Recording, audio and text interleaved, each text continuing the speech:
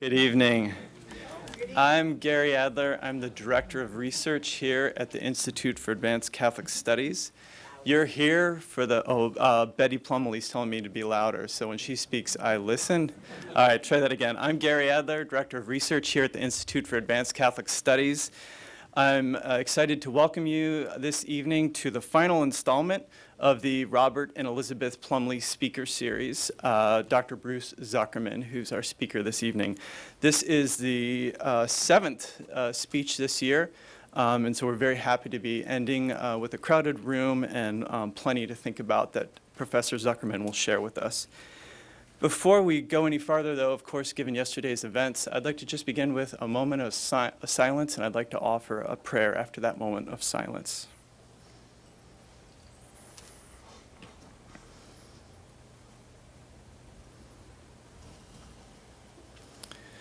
We pray for the victims of yesterday's violence in Boston, 3 killed as of now, over 170 injured. We pray for peace and healing for the victims and families.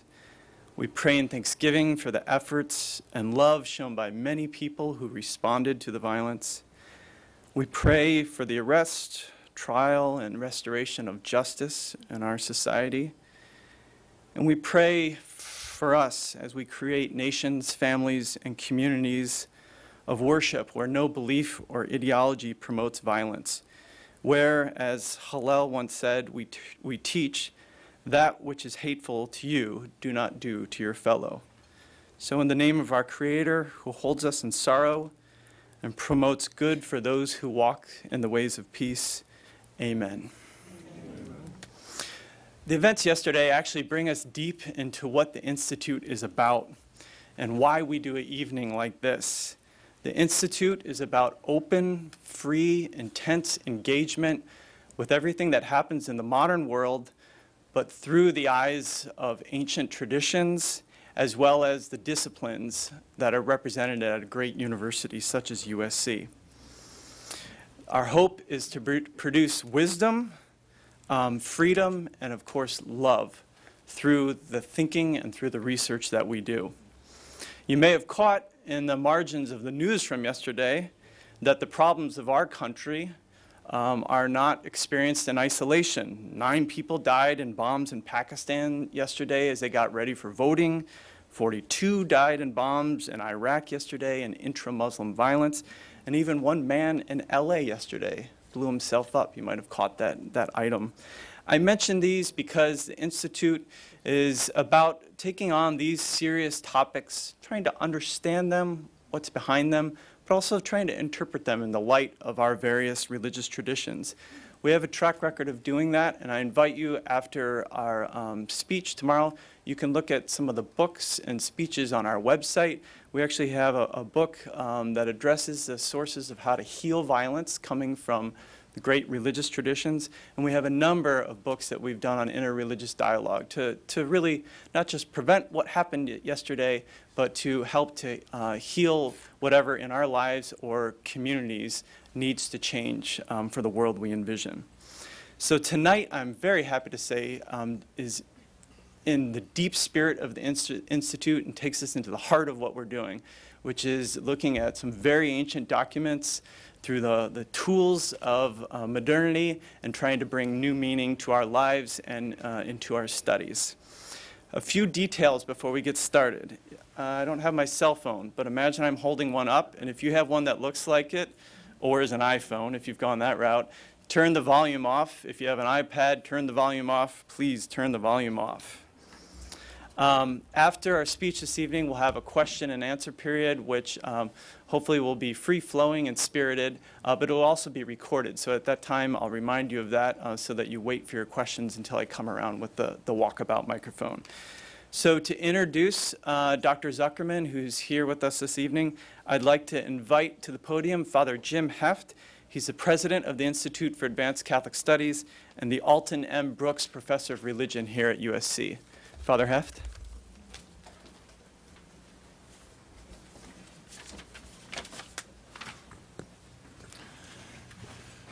Good evening and welcome to all of you. It's my privilege to introduce our speaker, Dr. Bruce Zuckerman, who is a colleague of mine in the School of Religion, but he's been there a lot longer than I have. Perhaps the longest now. No, Don Miller's back. Don Miller has you beat. All right. At any rate, he teaches courses in Hebrew Bible, Ancient Near East, Archaeology, and he directs the USC West Semitic Research Project. Now, West Semitic means all Jews in California.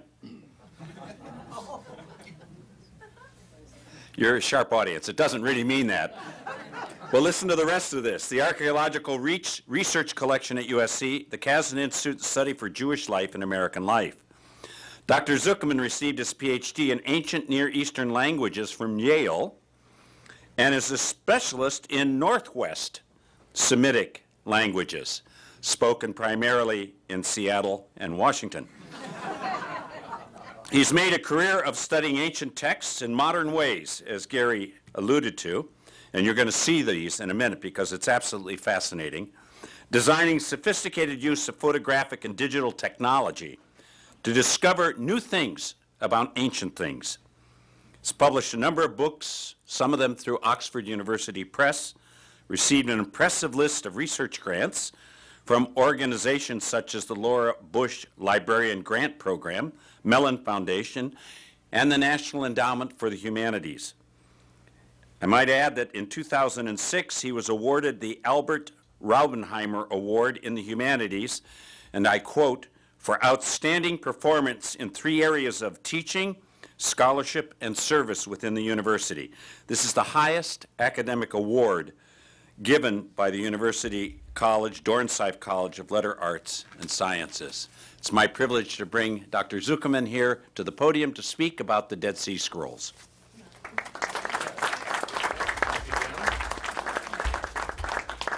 Let's see if I can bring this back to life.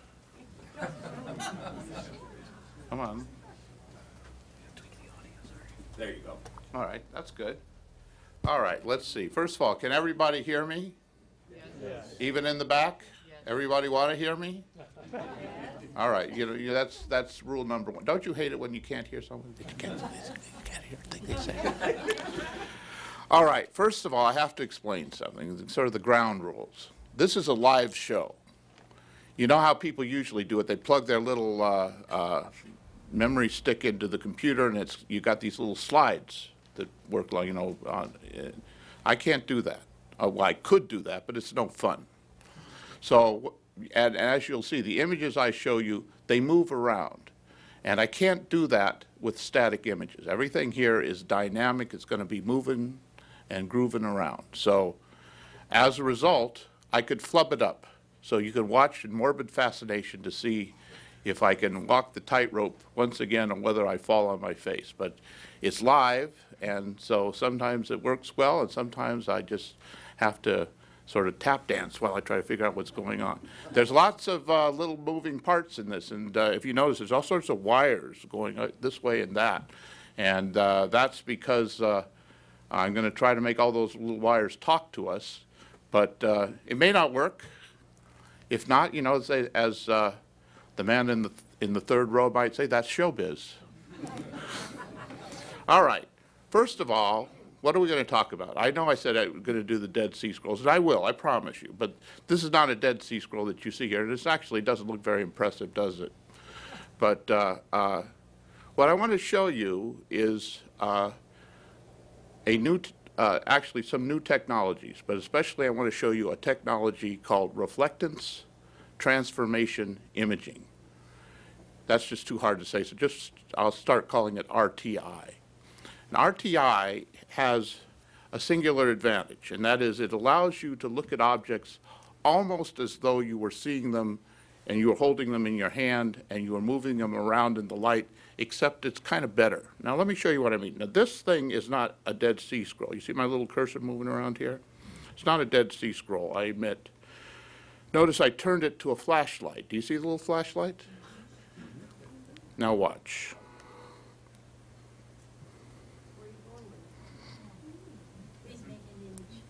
See, I'm moving the light around, and as the flashlight moves, the light moves. You see that? Isn't that nice? Now, I'll tell you what this is. This is a little endorsement. When people wrote on, let's say, a piece of paper like this, they'd roll it up, and then they would take a big dab of clay, and then they'd take their signet ring, usually on their forefinger, go like that on the that hurt, on the clay, and they would leave an impression. And in this case, they're leaving an impression in ancient, what we would call Paleo-Hebrew script. It's very hard to read this. In fact, it's still, I can fix this better. I'm going to now put 2 lights on it. See, there's a little green dot up here, a little red dot over here. See how I can... Let me make it bigger. It always helps if you make it bigger. And let me make the light a little lighter. See? Pretty good, huh? Yeah. Now I can turn one of those lights off, see, and now you're just getting the one light that's up above, and I'm just using this one to fill it. Or I can do it the other way, see? So I can move all these lights around. And it's a pretty cool image. It's called a reflectance transformation image. Now, we knew that images like this worked on things that had a big third dimension to it. Like this has a third dimension. You can see it, right? It's a little Hebrew inscription. And I know it doesn't look like Hebrew that you are used to, but trust me, it's Hebrew. It's Hebrew about the 8th century BC. But we never really thought too much about using this on Dead Sea Scrolls. Why? Well, Dead Sea Scrolls are on, animal skins, and let's face it, they're kind of flat. But, if you don't try something, you never know what you're going to get. So I want to show you what we did. I'm going to open up a Dead Sea Scroll for you. Now, while this is opening up, it takes a little while these are big images. So forgive me while I, segue while it's, this is not, how many of you have seen the Dead Sea Scrolls in Israel? Like at the Shrine of the Book, right? You go into this very fancy place. Allow me to introduce you to the New Jersey Dead Sea Scrolls. This Dead Sea Scroll is not in Israel, it's in Teaneck, New Jersey. And along with a number of others. Now, you might ask me, how did it get to New Jersey? Right? Israel, I can understand, but New Jersey?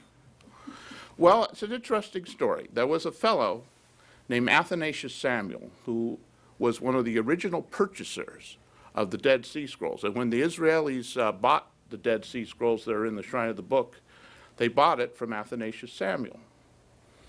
And he was a metropolitan at what was known as St. Mark's Monastery in Jerusalem. Well, he got transferred to New Jersey. Now, as I said, he sold most of, you remember the most famous, like the great Isaiah scroll? He sold that, By the way, he sold it for a very good reason, too. He needed money. What did he need money for? There were a lot of poor people who needed support.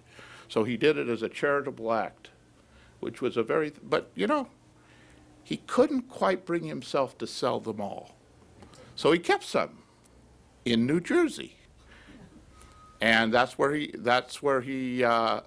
lived, and that's where he died, and his successor still has them in the Syrian Orthodox Church in Teaneck, New Jersey. So I went to Teaneck, New Jersey to see him.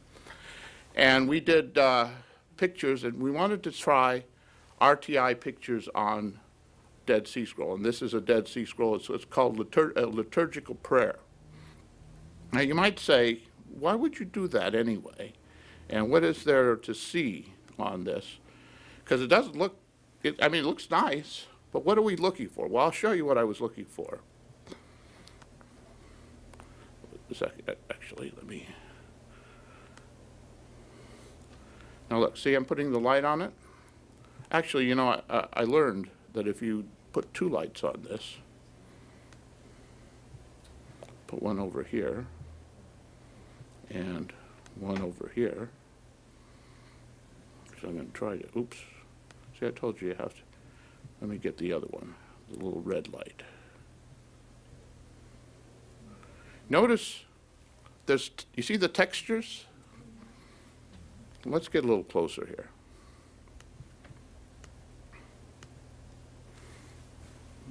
Let me make it a little brighter too, because I can see it looks a little dark to me. Does it look a little dark to you? Is that better? Yeah, that's better. Okay. Because it's tricky, because I'm looking on my computer and it looks different than it looks on your screen.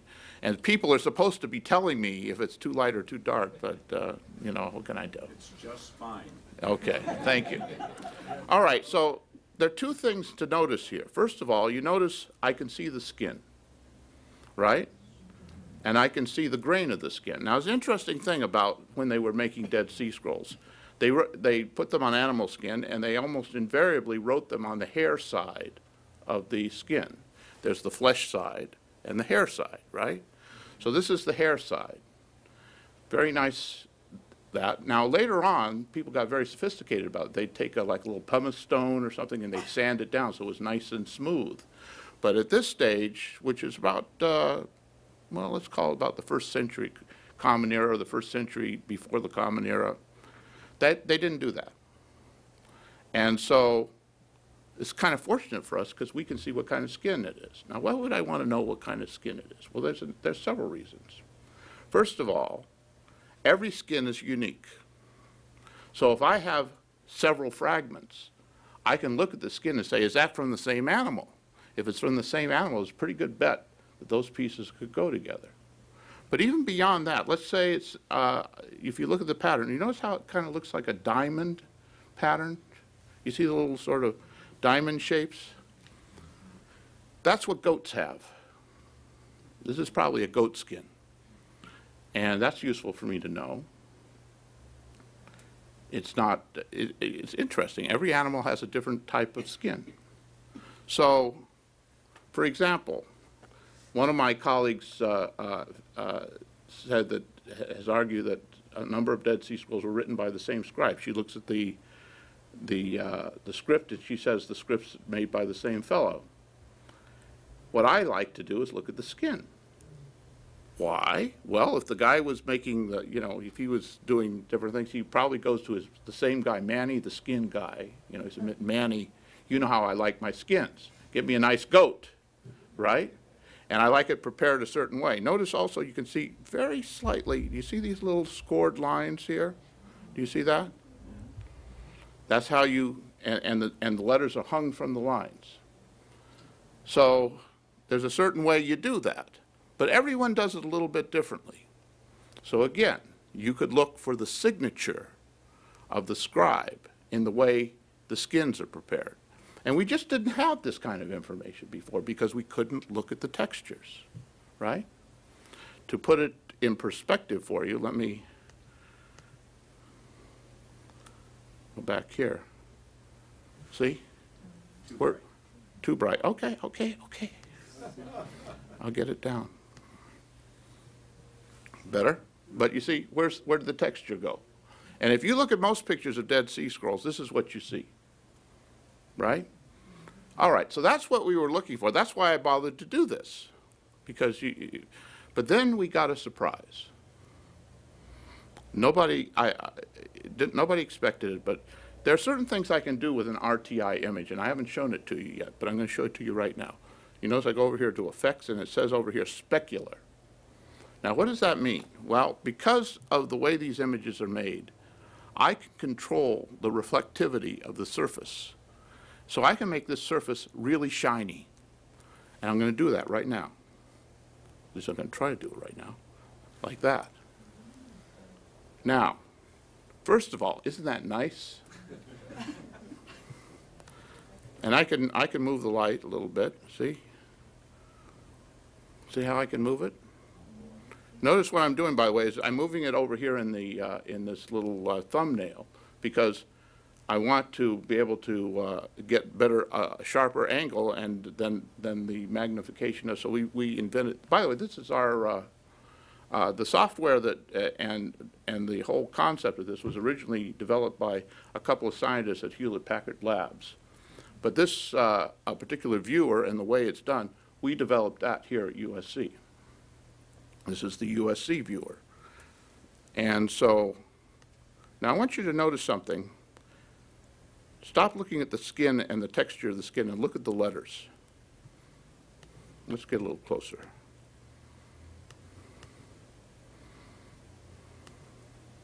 See? What you should notice is those letters have dimension. Do you see it? Can you see? They're floating above the skin, right? In other words, this texture is so fine, I can see the thicknesses of the ink strokes. You see it? Now, you might say, why? So isn't that, so why do I care? Well, not only can I see the thicknesses of the ink strokes, but if I look really carefully and I keep moving the light around, I can see which stroke falls on which stroke. Which is first, which is second, which is third, which is fourth, and such things as that. All right? Why would I want to know that? Because one of the most important things we study about Dead Sea Scrolls when we're trying to date them is how their scripts change over time. It's called paleography, study of old script. So and when left to my own devices, I'm a paleographer. You know, sometimes they make me teach classes and do lectures like this, but mostly I would like to do paleography. But paleography is very hard to do if you don't, and if you're trying to think about how letters change over time and use that, which people do, as criteria for dating Dead Sea Scrolls and other things. It's the most reliable means by which we date Dead Sea Scrolls. But how do you know how a letter changes? What makes a letter change? Well, what makes a letter change is the movement of the pen. The movement of the pen attached, of course, to the hand, right? So if you want to understand that, you have to know the elements. Remember when you, I know our kids don't learn penmanship anymore.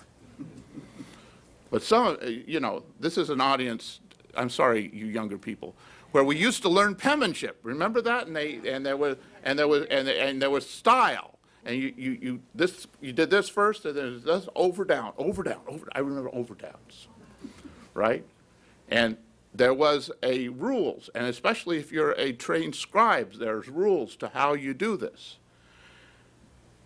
What was so exciting to me when I first saw this image is, for the first time in my life, I had empirical evidence about scribal handwriting. I could see the elements of the letters. I could really follow how they were made. Now, I could infer that previously, but I actually see the dimensions here, right? Now, in retrospect, I should have realized that this was so, because there was evidence that I had to indicate that. I'm going to show you because it's just fun to show anyway. For example, look at this one. I'm going to show you. This is from a Gutenberg Bible.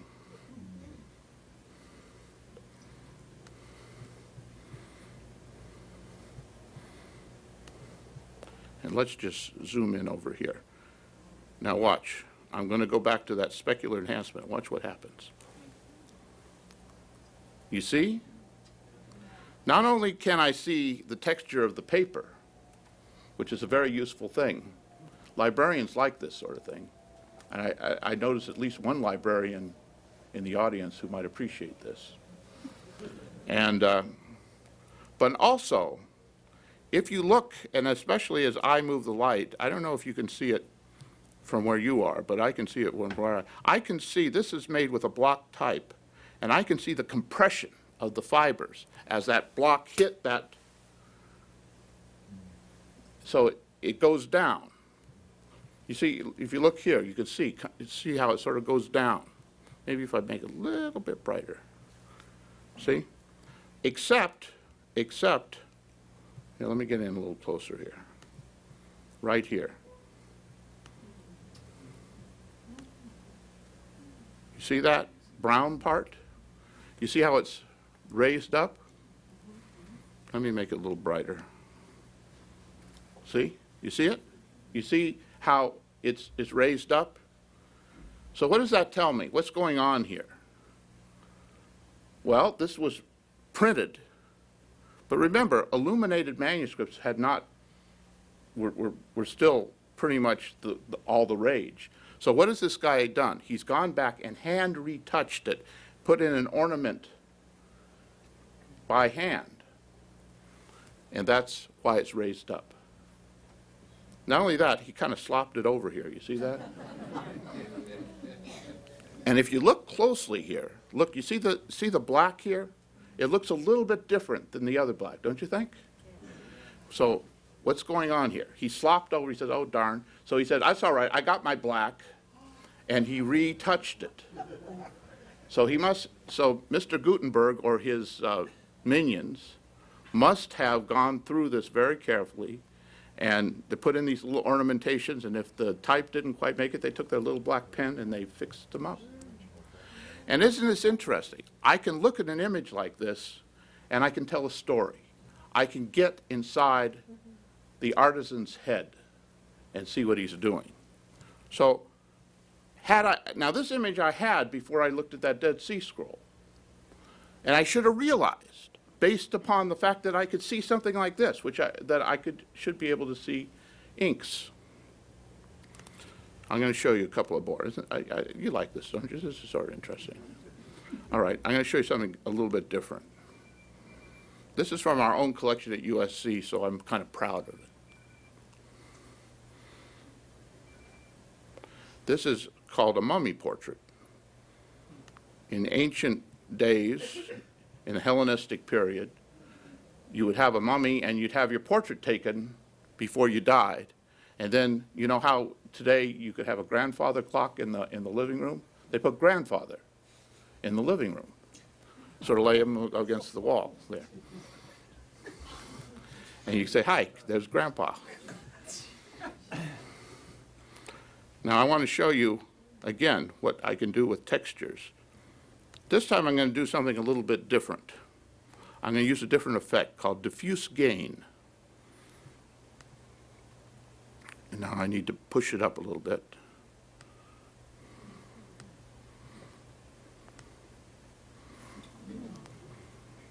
Oop, I pushed it too far. That's pretty good. You can see that, right? Now you notice, all of a sudden this picture looked like something that Van Gogh did, right? Now we know where he got the idea. But now you can come visit this picture.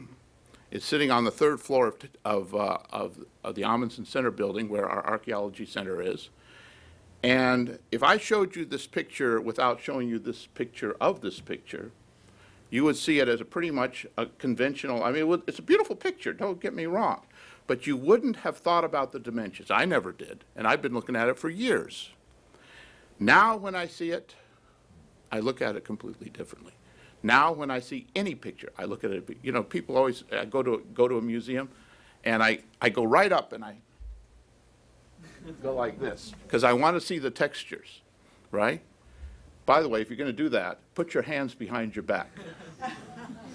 You could be amazed. You can put your nose just an inch from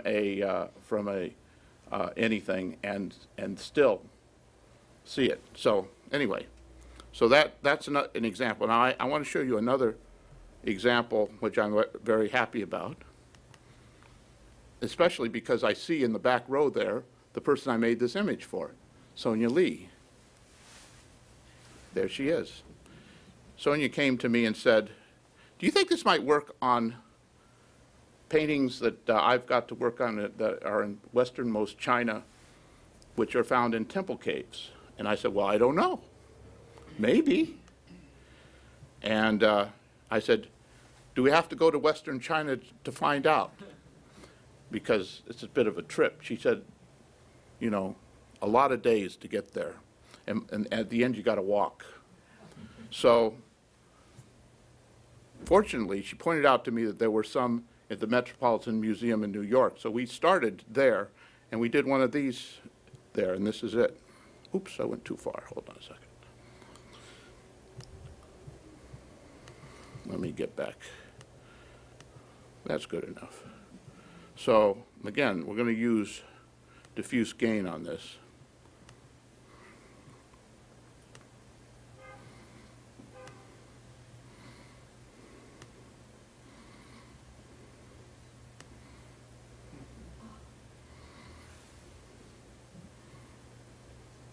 First of all, there are two things to notice.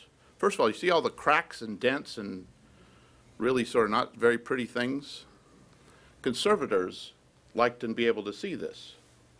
They like to see this a lot because it gives them an idea of how to evaluate the way a picture what condition it's in. Having texture information like this is invaluable for conservators who are trying to monitor the condition of a text. And if they don't like the light in one direction, that's all right, they can just move it. See? But also, you notice when I put it like this, I'm also seeing brush technique, right? You see the brush technique, especially here. But also, if you look really carefully, at least in my picture, I can see the eyebrows were put in and they're a little higher. And Sonia told me that's probably because the way these things were done is that they would have the apprentices do the big strokes like that, and then the master would come in and do the really special work like the eyebrows. Did I do that right? Okay. It's, you know, if she wasn't here, I'd make up something about this. Anyway, but if you go through this literally inch by inch, you see a lot of information, and every one of them is a little bit different, but they show style. And we've now done two projects together, one at the Metropolitan Museum, one at the East Asian Museum in Berlin, and we're hopeful that we'll be able to go to westernmost China and do some more. But again, I should have known, because these kinds of pictures show us the kind of texture that we're looking for. So, all right, well, I'll show you one more. This is what I like. This is a etching by Piranesi of a lion.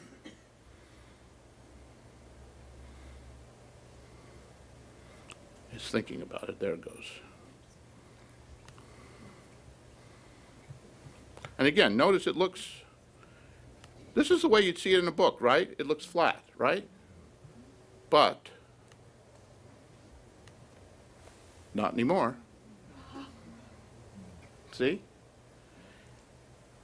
And if you are someone who's studying etching, you know, the way these things are composed, once again, it's the same issue that I was talking to you about before.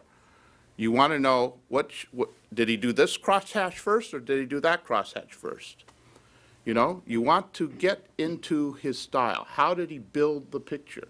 And with this type of evidence, you can begin to do that. All right.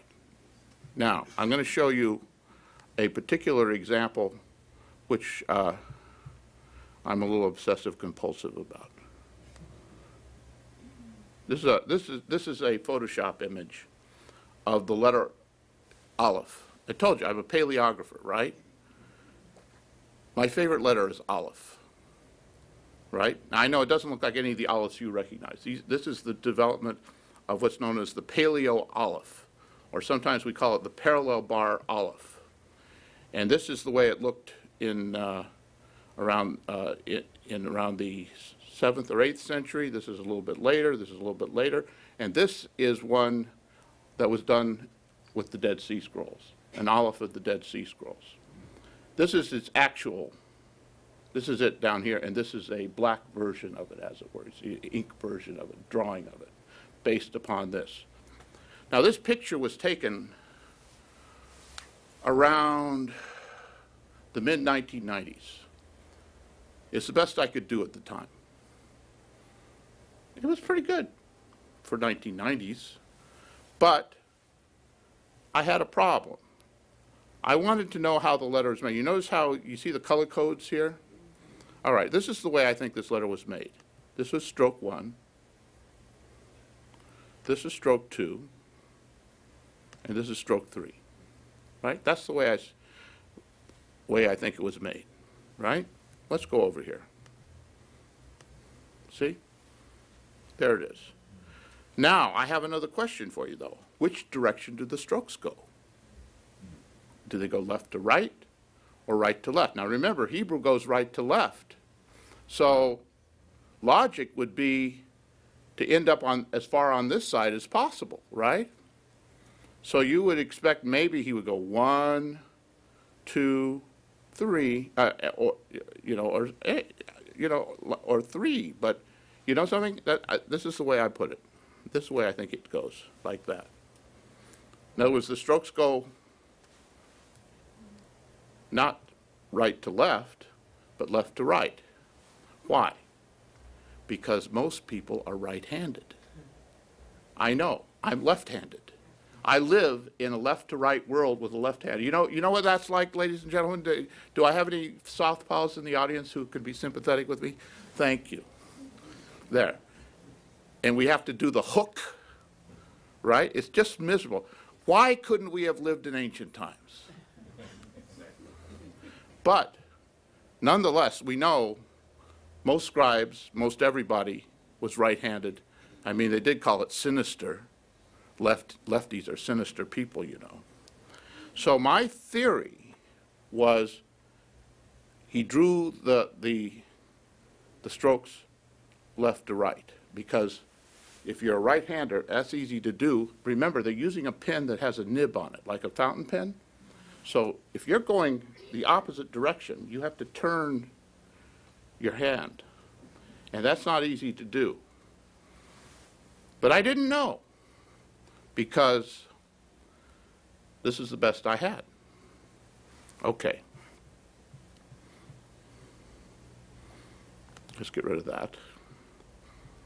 Actually, let's get rid of it all. Oops. Don't save. No.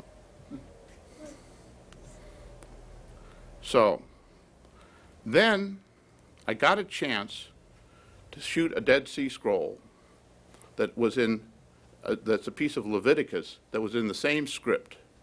And this is it.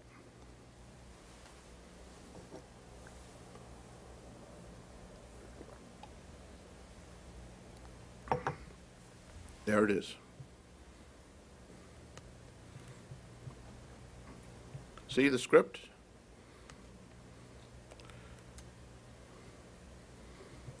Now, let's go back in. You see the script now? It looks sort of like that other script. Now, let's try that same effect that I wanted to use before, you know, the specular enhancement. Uh-oh. First of all, good news. I can see the skin. I can see the texture. All my friends who are conservators of Dead Sea Scrolls really like this picture. And everything looks great except the ink. You see, I can't see it very well. Well, I can mess with it. But let's face it, it's a bust, right? I was so disappointed.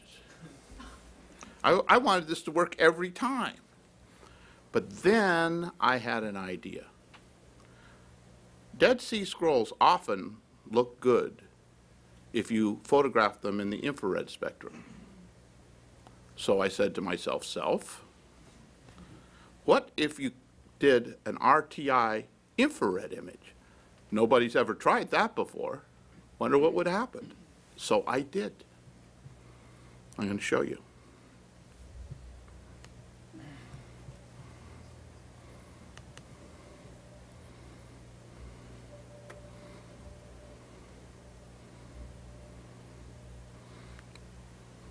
There it is.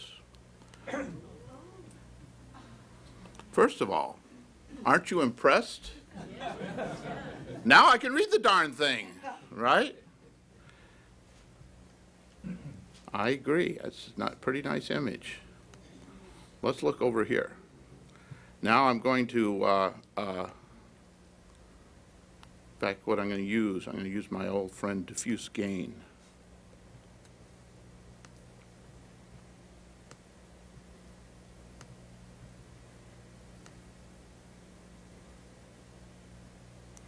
when I start, first of all, you notice what a nice read I get of the texture. I'm going to make it a little lighter for you.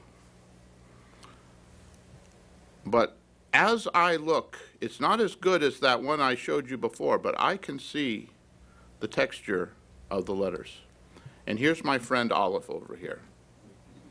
In fact, here's one over here. Let's take a look at this little guy over here. Here's my friend Olive. See? What do you think? I think I was right. Because you see there's this big little blob over here, and he goes zoop. He didn't go that way. He went this way. And then you can see this stroke crosses. And then you see, look, this stroke crosses, and it's going in the... I was so happy with this. But I got a little bit of a surprise. I want to show you. Look at this one down here. This is another Olive. See it? You know what he did here? I never noticed this before. No one else had. When he did this stroke, he did a loop-de-loop. You see it? See it?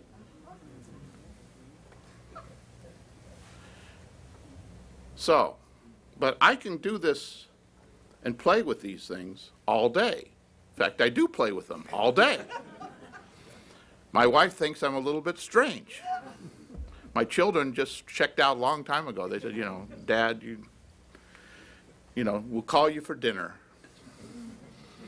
So basically what I'm telling you is that there's a wide range of information. But it was just about this time that I started to get worried. You know, people think I know what I'm doing. I bet you I've got you convinced. But I worry that I don't know what I'm doing. The trouble with these technologies is that sometimes they can mislead you. And people, to tell you the truth, they think I'm a magician. My friend, my colleagues, they say, Mr. Magician, Mr. Wizard. Some of you remember Mr. Wizard. They say, please put this image through your magic black box. Do something to it. I don't want to know what you're doing. And take it out the other end so that I can see magic at the end. But I don't want to know what's happening in the black box.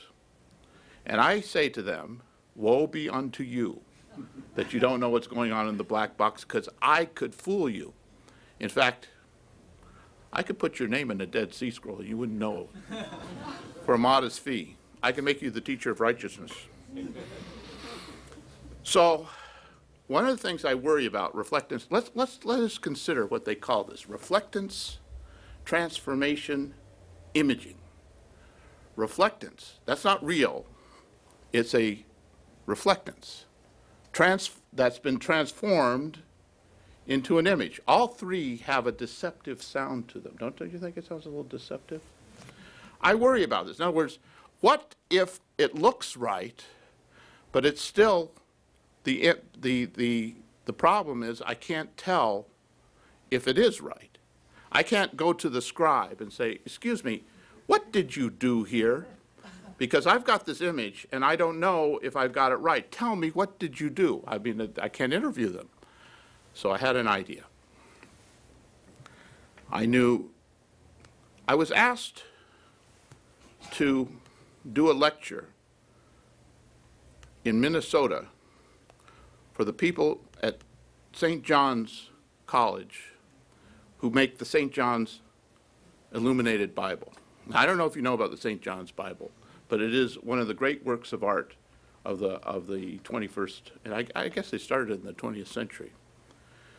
And it's just magnificent, and it's a new illuminated manuscript, and it's brilliantly done. And I said, okay, I'll tell you what, I'll do your lecture for you under one condition. I will take no fee, but I want 2 or 3 days with the St. John's Bible to photograph it. They said, done. Now, why did I want to do this? Well, because the people who were the scribes of the St. John Bible, I can interview them, right? So let's look at some of the St. John Bible. Pretty, isn't it? Let's take it into diffuse gain.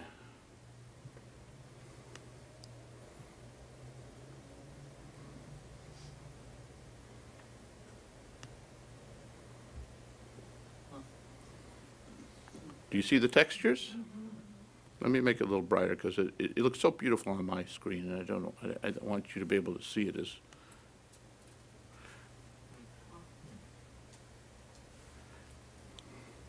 There's real dimension here. In fact, I can see he fixed this one. Do you see it? Slightly, he must have gone back over it. You see how the blue goes over the blue? Just a little bit, and you can see the edge here.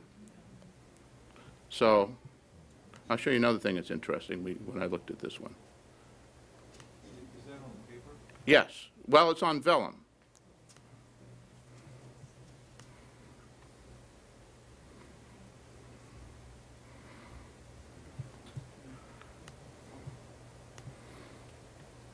Look. He scratched something out here. You see it? How do I know he scratched it out? First of all, I can see the textures, right? But look at the line. This is a scored line, like the ones I showed you before. They did that with a knife. And look, when he erased it, he lost the line, right? You see it? So, pretty coll. Did you interview him? I'm working on it. You know, these guys are in England. So I have to go, but I'm still looking. I'm still discovering things. Okay. What's this shadow image? What oh, that comes from behind. All right. So I want to show you one more, and then.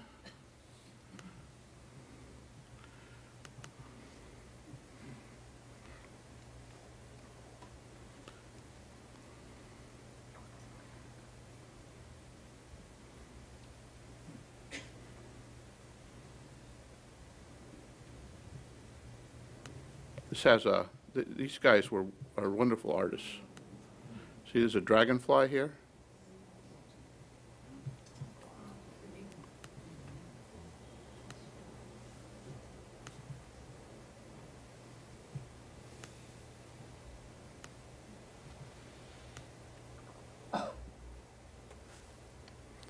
Now you can see how he made it. Do you see the paint? You see the brush strokes?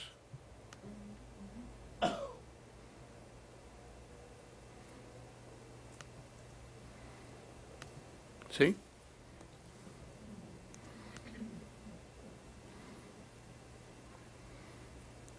And just remember, it looks twice as good on my screen as it looks on your screen. All right, I want to show you one other cute thing about this one. I'm going to go over here. See that letter A?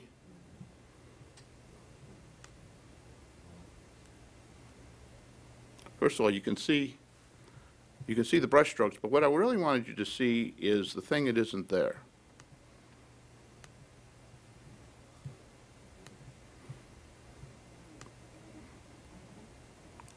Look right to the left of the painted letter, I mean to the right of the painted letter and to the left of the N. Do you see something? Yeah. What is that? An erasure. But what did he erase? The A. See? He said, that's all right. No one will ever notice.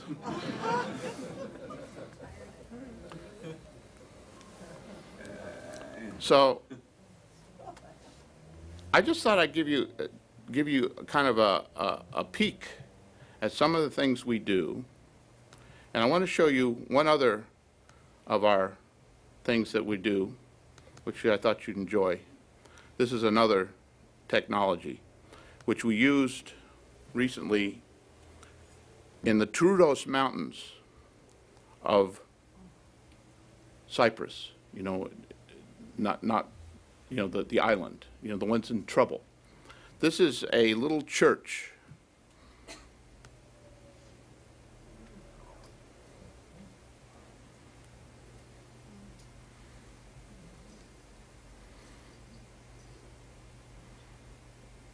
There's Michael.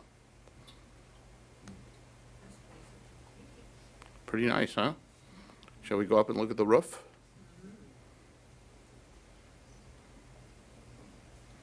Want to see where the camera was?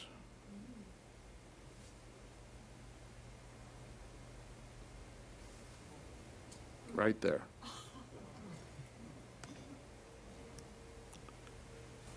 What's interesting about this is two things. First of all, it's a single image. Some people do these images and they take, hundreds of images and they stitch them together. This is a single image, and it was taken in 10 minutes. In fact, we had to take it in 10 minutes because the place was being conserved. And the conservators went out for lunch. So they said, you have lunch. While we're doing lunch, you can bring your camera in, shoot your picture, but get out by the time we get back from lunch. It'll be about 45 minutes. So, why am I showing you this? Because what I want to do is integrate this type of image with the images I showed you before. In other words, I can make really wonderful images that show you the brushwork of pieces like this, and we did. Right? I could show you the whole brushwork on this. Wouldn't it be nice if I could do this and put it in a image that's like this is a reference image, and I could click on it, and then you could bring up one of those RTI images so people could study that. So that's the next step. And we already have a database through which to do this, and I actually have it connected. But I'm done, aren't I? All right, I'll tell you what. Well, I'm going to add. One of the rules is the two rules of lecturing: be funny and end on time. So I tried to do one, but I'm certainly going to do the other. But in the meantime, while I am, I'm going to open it up to questions. I'm going to just run up our image database to show you what it looks like. So, but in the meantime, why don't we ask some questions? I can do the two things at the same time. So thank you very much. Great, thank you. I think we can agree that Professor Zuckerman did not, in his own words, flub it up. So we have some time to ask Mr. Wizard here some questions. If you have a question, put your hand up. Do not speak till I get there, because we're going to try, like he's doing, to conserve this and have this on our website. So wait till I get there, and I'll hold the mic, and we can get your comments. So hands, and I'll make my way around.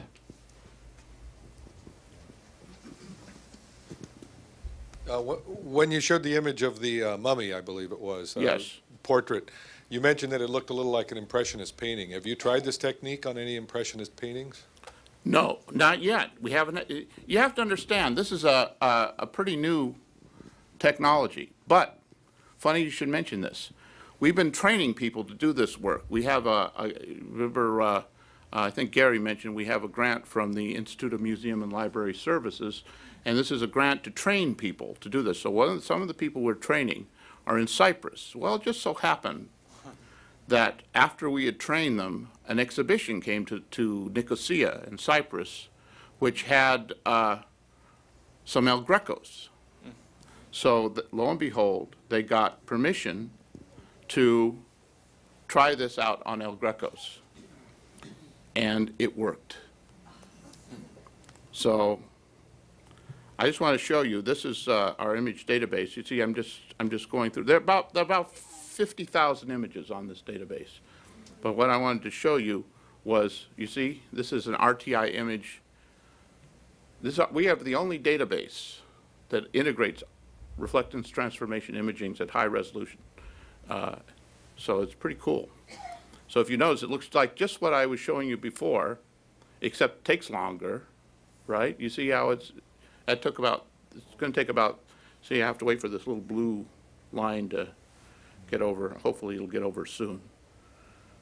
I've got a lot of things running on this computer, so I don't know. Sometimes it gets a little overwhelmed. But, this works in 43 countries. Is this publicly accessible? Yes, and it's free. So you have to register. You can't just go on the internet and find it. We don't let you do that because the museums get too nervous. But what you can do is you can register, and then we give you a password, and then you're on. You see, now remember, that's just the same image you saw before, right? Yes. Look, see? This is pulling. I was doing this a week ago just about as fast in Jerusalem. Bruce, just a question with that image. I was going to Yeah. ask this before. Is the zipper there, was that a break in the skin, or was that where it was sewn together, or It's a what? break. It's a break. It's a break. And it looks like it was a break that occurred in antiquity. These scrolls, it's actually very interesting. These scrolls were kind of, when they were originally found, they were all in a jar, and they were kind of scrunched together. I mean, I know that's a very technical term, but that's what they were. And some of them, in fact, adhere one to another, and they're almost fragmentary. So it's very likely that this break, let me get a little closer. Oh, lighter? Oh. Gee, I don't know if I can do that from, but, well, I probably could. I don't know. This is the image database. I can't show it as light. It looks great on my screen. Anyway, you can see that it has a curl. But actually, I'll tell you what. If I take it into, I'll take it into specular. I bet you it looks good in specular.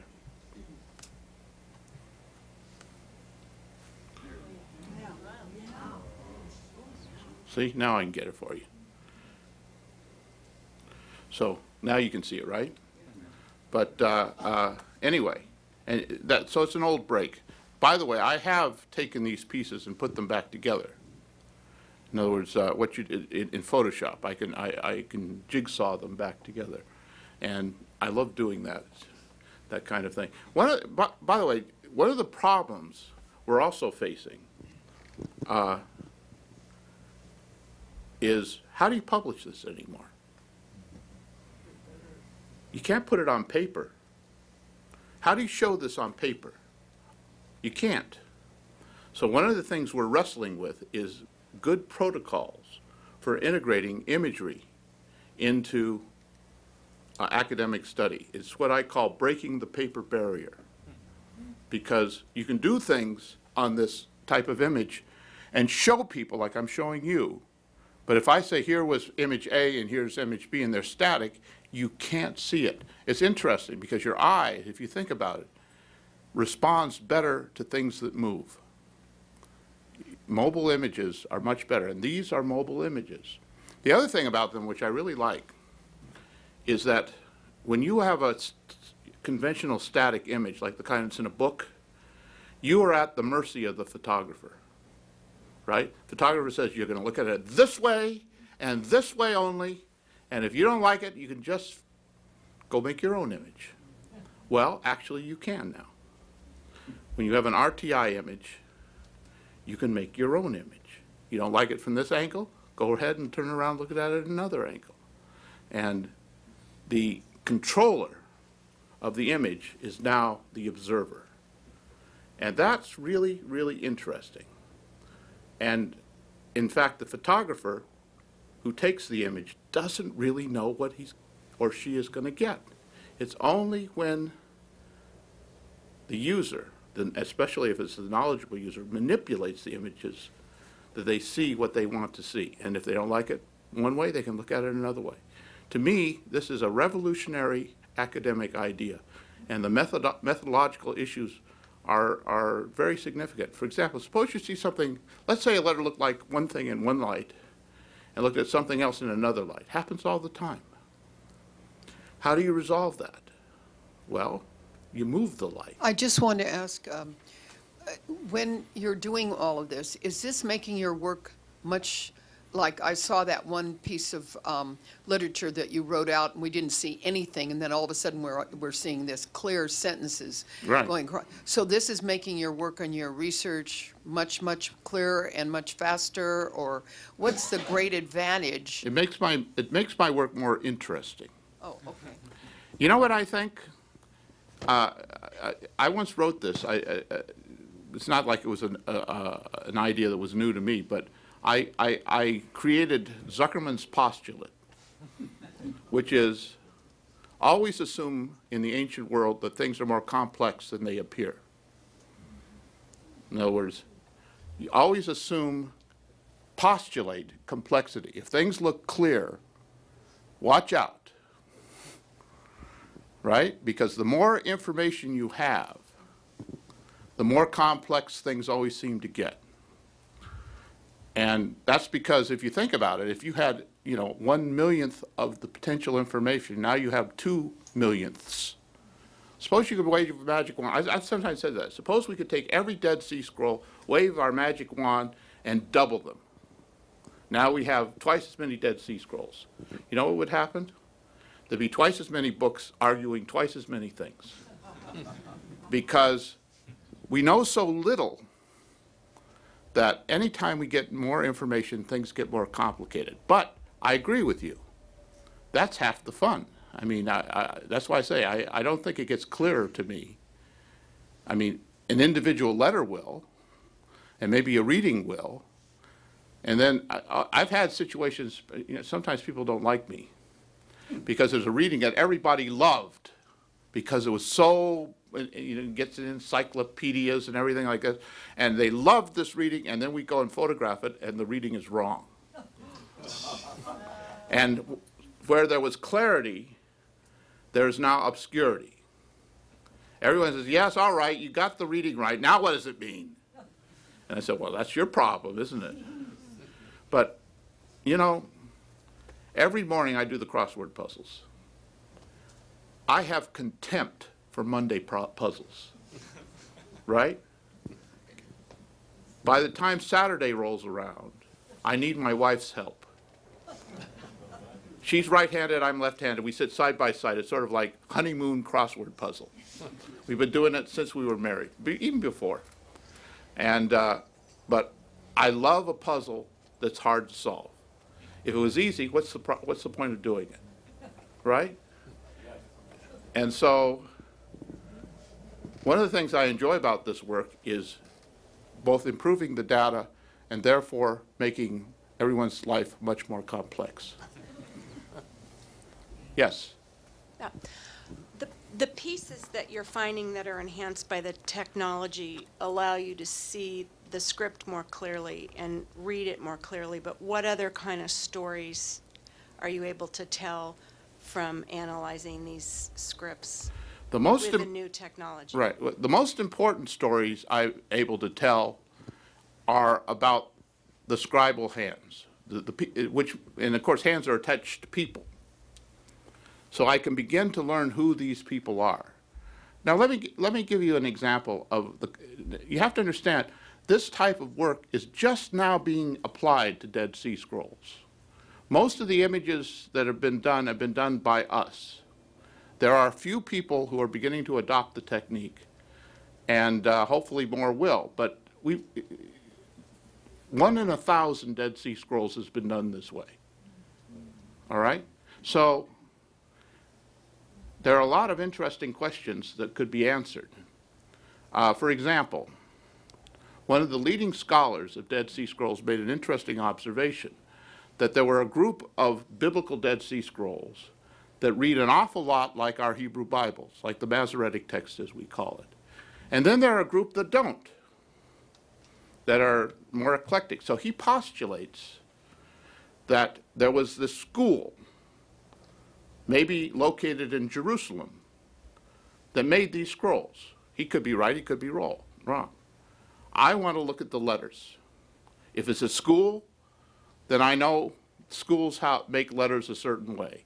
In fact, if school A does it some certain way, school B, just to be mean, will do it another way. Right? So if A does it this way, are we going to do what UCLA does? Heck no. Right? If they do it their way, we'll do it our way. So there should be subtle differences, subtle cues that I can use to distinguish scribal practices and therefore scribal schools and therefore maybe who did what texts. A lot rides on the thicknesses of ink strokes. So I'm very interested in this, and I want to be able, as it were, to tell stories about these people and try to reconstruct what it is that they did and what it is that we think they may have, Bruce, are there any echoes of Dead Sea Scrolls in Christian scriptures, New Testament scripture?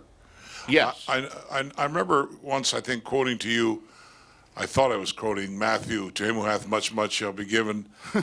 And then you showed me that was, I think, Isaiah 6, if I remember correctly. It was Isaiah anyway. And are there echoes now that must be, that are revealed in Matthew, Mark, Luke, or John, or Paul, or? Well, the answer is yes and no.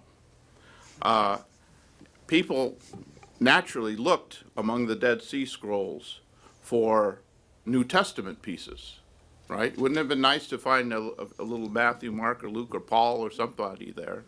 But no one's ever successfully, although there are some Dead Sea Scrolls written in Greek, as the New Testament was. So you won't find anything like that. And what you, of course, you will find, as you alluded to, you will find texts of, Hebrew texts that are quoted in the New Testament, like the one you just mentioned, Isaiah 6 in Matthew, also in Mark, them that's, and also quoted by Billie Holiday, them that's got shall get, them that's not shall lose. So the Bible says, and it still is news, right? That's first from Isaiah, and then secondly, it's from Matthew or Mark, depending on who you want to quote it from. But that Billie Holiday knew her way around the Bible. On the other hand, there are a number of texts that we've found which are not Hebrew Bible texts that do show clear relationship. One of the most famous is a prayer that is quoted more or less verbatim in the Gospel of Luke. And this prayer clearly has circulation beforehand. And so there are things like that. And, it's not surprising that the New Testament group, the early Jewish group in the first century, and other Jewish sects which were out there, on the periphery of things, would share a certain amount of literature. And the fact that we have some of that literature is a great boon. So yes, there are relationships, but there's nothing that would indicate that, as some people argue, that those 30 years of Jesus' life that's sort of missing, that he went out to Qumran to get a little, to work on Dead Sea Scroll texts there. But as far as we can tell, he didn't do that. Yes, go ahead. You've explained that the software is a university proprietary software. Is it necessary for you to have your own camera to create the image for this software to be applied, or can you take any image, say, from National Geographic?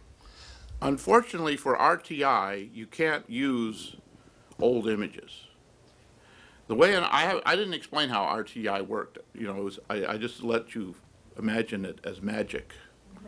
But the way you do it is you set up an image and you put your camera over it, or in a stable position, and then you take a series of pictures from different light angles, usually about 32, but it could be more, it could be less. I think the smallest number you can do is 16, but the more, within reason, the better. And you build, as it were, kind of a virtual dome. Sometimes we actually build domes. They're not virtual, but they're actual domes, and we have the lights in the dome, so we can just click one button and the computer fires off the lights. So you have these images, most of which don't look like anything at all. I mean, you'd say, I'm not even sure why we took this image. But when you run it through the Hewlett-Packard software, it builds what is called a texture map. It's not a composite of the images, but it is a composite of the data from the images. That's why you can manipulate it and do things with it in terms of changing the reflectivity. I remember the inventor of RTI, or one of the co-inventors, Tom Malzbender, he first showed this to me about 15 years ago. And we were up at Cupertino, actually benchmarking the computers for our image database, this image database you see right here. And while we were there, the person who was our host asked us, well, would you do a little presentation for our scientists? And I said, it'd be my honor to do that. So I did my little dog and pony show. And afterwards, Tom Malzbender came out of the audience, And he says, you know, I've been working on a technique that might be of interest to you. And I said, what is it? He said it's called, those days they call it polynomial texture mapping. And I had no idea what he was talking about. He said, well, it's not really easy for me to tell you. Let me show you. Can you wait a few minutes and I'll go get my computer and bring it back. This was this was old enough that I was impressed he had a laptop computer. I didn't have one of those days. So he brought his computer and he put up an RTI image, and it was a bowl of rice. And he started to move the light around on it. And I said to him, Tom, you see a bowl of rice, but I see a cuneiform tablet. And that began, as they say, a beautiful friendship that's lasted to this very day. And he's a wonderful guy and one of the nice things about this software, you talk about proprietary, it's not proprietary. Hewlett-Packard gave it away. Said anybody wants to use it, it's open source. They encouraged Miles Bender to do this work and did not try to make any money off of it at all. So it's really wonderful. And there are a lot of us who are working on it, and still people are playing with RTI software to try to make it better. As you see here, we made our own imager because we didn't like Miles Bender's imager. We didn't think it was too scientific, and he put all these.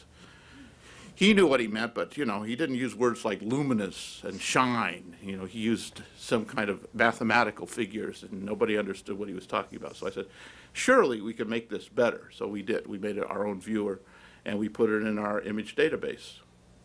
And but what's nice has been the general degree of cooperation. We work with a number of different groups who, and we all try to work together to try and make things better. And so it's been a very collegial experience. We have time for one more question. I think I see a hand up here.